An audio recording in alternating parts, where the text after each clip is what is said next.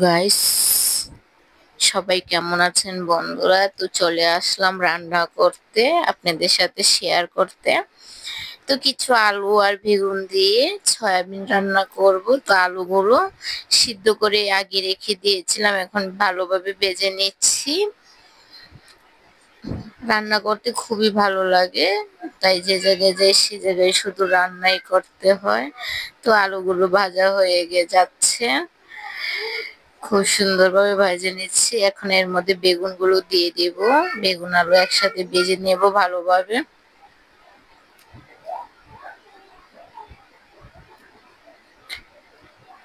তো আলু বেগুনগুলো ভালোভাবে ভেজে নিচ্ছি। আমি আলু বেগুন দিয়ে সয়াবিন রান্না করব। তো ভাজা হয়ে গেছে, এখন সয়াবিন গুলো ভেজে নিচ্ছি ভালোভাবে, খুব সুন্দরভাবে।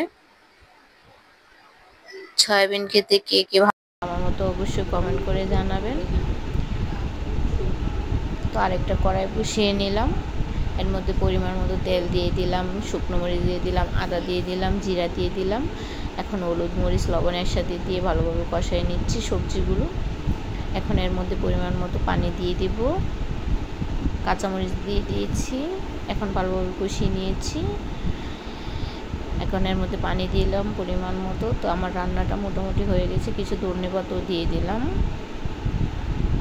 তো দেখেন কতটা সুন্দর হয়েছে, খেতেও ভালোই লাগবে গরম গরম ভাত দিয়ে।